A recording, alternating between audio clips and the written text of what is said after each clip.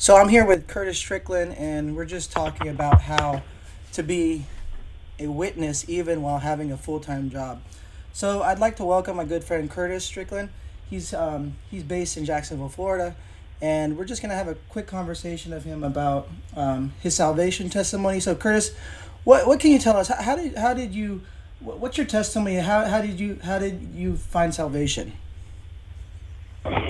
Um, well, I grew up in church all my life, and it wasn't until I was 14 years old, and when I was at a youth camp, and that's when an evangelist was there, and he preached on hell, and I didn't want to go, and I was sitting there at my in my on my bunk, and my cousin came in and asked me why I was crying. I told him I said I didn't want to go to hell, and he goes, "Well, let's get it fixed." And he showed me in the Bible how to get saved.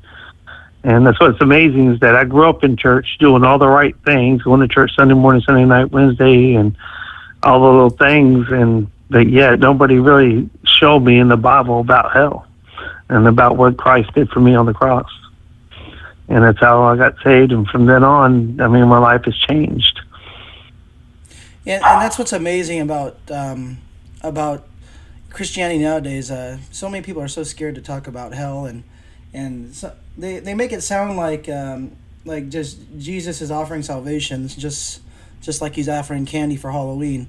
It doesn't seem like they're actually putting emphasis on, if you don't have salvation, if you don't have Christ in your heart, that you're actually going to go to hell. And that's one of the things that is so amazing in Christianity today, that there is no sense of urgency in sharing the gospel. All right. Well, so Curtis, since and that's a wonderful testimony. I think a lot of us, I'm the same way when I accepted Christ. I mean, hell was a big factor, definitely, because I wanted to make sure that I was 100% sure I'm going to heaven. So, Curtis, you right, me and you, we've known each other for a long time. Right now, you're serving in a church. You're preaching at different churches. You're doing all the things that could be considered full time pastor work. So, how are you making this work with your job and still following the calling of God? Because we understand that the calling of God is not just to the pastors that are full time salaried, making $60,000 a year or $40,000 a year. It's everybody in the church. So, how are you a witness in through your? How are you using your job or your side hustle, which is the name of the show, to to further the kingdom? Because we all are not we are all not excused from this commission. Well, first of all, you got to take the Bible for what it says, because the Bible says to go. He didn't say just to the preachers. He didn't just say he just told everybody to go. And I believe in that, in the sense of that he's telling everybody to be involved.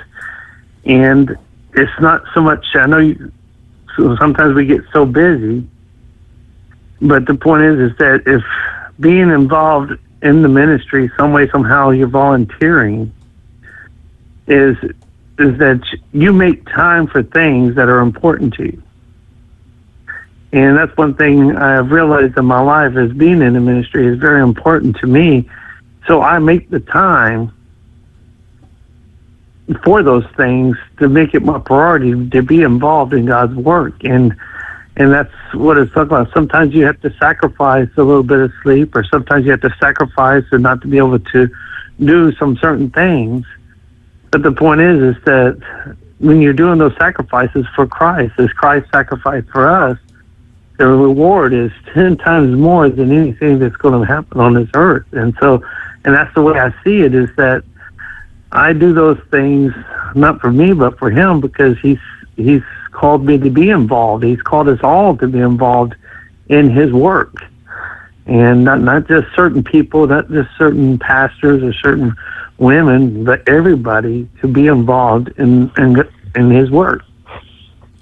And I think So, that's a great point, that everybody is supposed to be involved.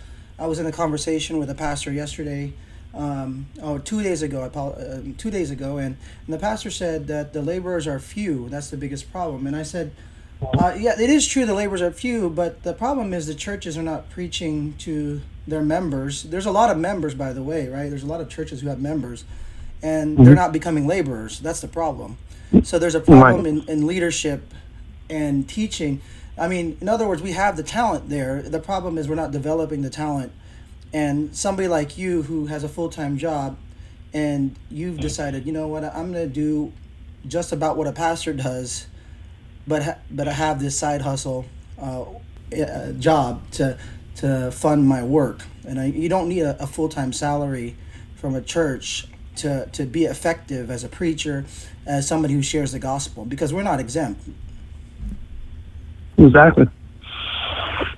Yeah. Okay. So in your work, in the work that you do, how are you able to share the gospel in your work and or through your work, or how do you use your work to allow you to be a witness to people around you? Well, first of all, is that you got to let. It's very hard nowadays because people get so offended if you try to talk about God or whatever, and that's where you have to be somewhat careful in how you do that because you don't want to lose your job. But I do believe that God puts people in your lives for you to witness to them, to plant seeds, or maybe win them to Christ. So you can, but first of all, you have to make sure that your life is right in the sense of, do they see God in you at work? Are you being the testimony, first of all, at where you're at? And so the point, because if you go over there to the person to talk to them about God, but you're over here talking and saying the same things that they're saying, that's going to be kind of hard for you to go over there and talk to them, because they're going like, well, you ain't no different than I am. You were just talking about what I was talking about just a few minutes ago. And so you got to make sure to keep your life in check and try not to get caught up in those conversations, and let them see Christ in you. And then God will lead you to that person. I really believe this, that God will put the people in your life so you can be able to be a witness to them, or invite them to church, or give them a track, or whatever. And I really believe that God blesses those opportunities and the witness that you can be there at work, for God. And I think it's great that as a Christian, I mean, it's a great point that you always should be ready to share the gospel to people, and every opportunity that you're given, you should be ready. Your work has to do with the military, and you served and you retired from the reserve, and we thank you for your service. But in the military, we're always ready for what's to come, and that's what. And a lot of times, the work is training for that time to come. It's not, and especially what you do in your work, you're preparing people to be ready, and that's why we go. I believe that's why we go to church, and that's why we read the Bible, is so that we're ready to give. When our name is called and Christ says you need to share the gospel, even at work, that you should be ready to give account and be able to share the gospel, so that the Lord will be glorified. So as we end this interview, Curtis, I have several questions I want to add, like quick questions, like quick answers. What are some of the tips you would give somebody for sharing the gospel at work? And I know you said you had to be careful. What are some things that you can do to share the gospel at work that somebody can just use today? I mean, something that they can use if they hear this podcast. What could they do just right off, that something that maybe you're doing or you want to do, that they can use in their witness of being witnessing in the workplace? I believe that like with jobs and everything, it's not by accident, and God put you there for a reason. And I believe that if you pray, like if you see somebody that really needs Christ in their lives, and you pray about that person, those opportunities will come where you'll be able to witness to them and lead them to Christ, or bring them to church, or whatever. And asking God to help you say the right words and the opportunities to share the gospel at work, and God would open up those doors where you're able to do that. And And because, like I said, today the opportunities, there's so many lost people, but you got to be careful about how you do it. But if you're doing it for the glory of God, not for yourself, and I really believe that if you really pray about it, that God will open up the door for you to be able to witness to people at work. Awesome. Are there any books that you would recommend to people to read? That, of course, we know the Bible is the main source of our feeding. But are there any external books that you would recommend to people that, or is there a favorite verse or whatever that you hold to? Or because some people don't like reading outside books, and that's understandable. They'd rather read the Bible, and I understand that. So, is there anything that you would like, maybe a resource that you'd like to share? Well, I do have one book. It's called A Life of Prayer by Paul Cedar, which is a great book that God has used in my life, on my prayer life, and how it's changing me, and how serious prayer is. And Proverbs is another one. Is Proverbs 3, 5, and 6 is one of my life verses that I have, and it's a very good verse that I just really enjoy, because it just touched my heart in a sense of what it means. You know, it says, "Trust in the Lord with all thine heart, and lean not unto thine own understanding. In all that ways acknowledge him, and he shall direct thy path." And that's just the way we should live our life. You know, trust in the Lord with all thine heart. You know, and that's what we need to do as Christians on everything, especially about witnessing and trying to witness at work. You know, trust in him. You know, I worked in many different places, and I had a job where I was in customer service, and I was able to witness so many people and passing out tracts. And people kept saying, "Yo, you're going to get in trouble. You're going to get in trouble." I said, "Well, we'll see." And I just kept asking God. I said, "God, give me those opportunities to pass out your word, your tract, or whatever." And God was able to open up doors where I was able to witness and pass out tracts and invite people to church, you know. And I think God got the praise and the glory of it, because I never lost my job of it. I was able to pass out hundreds and hundreds of tracts to people. And who knows, you know, so many people could have got saved by those. Well, that's great to hear. And it's all about being intentional, right? I mean, as Christians, we should definitely, I mean, everything is like a strategy of how can I make whatever situation I'm in a gospel witnessing situation.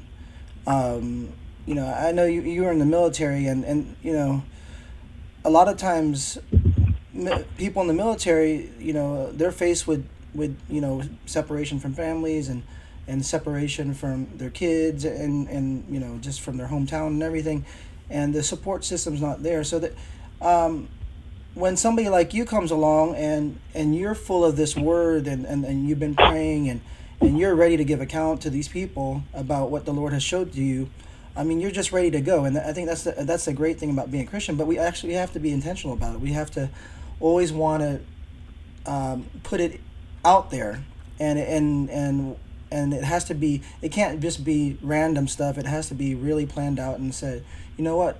When I'm in that situation, here's what's going to come out of my mouth. So, well, I thank you, Curtis, for coming by. Yeah, I know you're one of my first guests, so thanks for coming. We got a little serious. We usually are not this serious whenever we're talking, but maybe we'll do. Maybe we have to do this over again. Well, it's been a joy. Thanks for having me on there, Alex. Okay.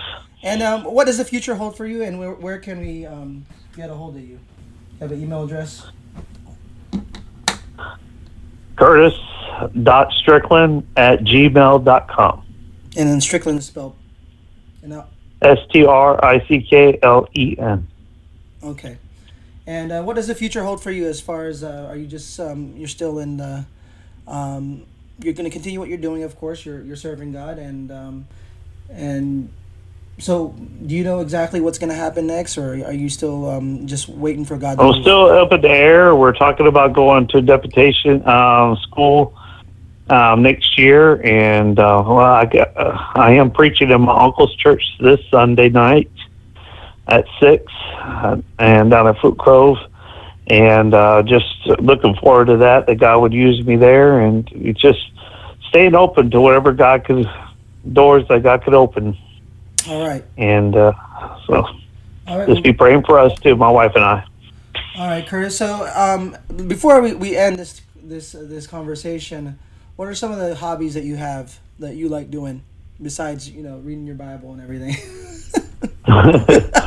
Well, I did have a lot of hobbies at one time, but my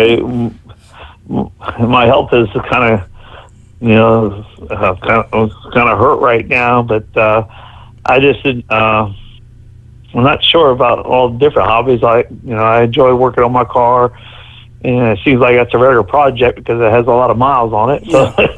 So, Yeah, but I just work in my yard and do stuff around the house right now. Yeah, So, you had to give up basketball. yeah, I had to do that. My ankle won't let me do that on my knees. So, but it's just part of life. You just got to change your routines and go on to bigger and better things. So. All right. Well, thank you, Curtis, and we'll be praying for you. And thank you so much for sharing your story. And I'm sure a lot of people will be blessed. All right. Thank you. All right. God bless. That's it.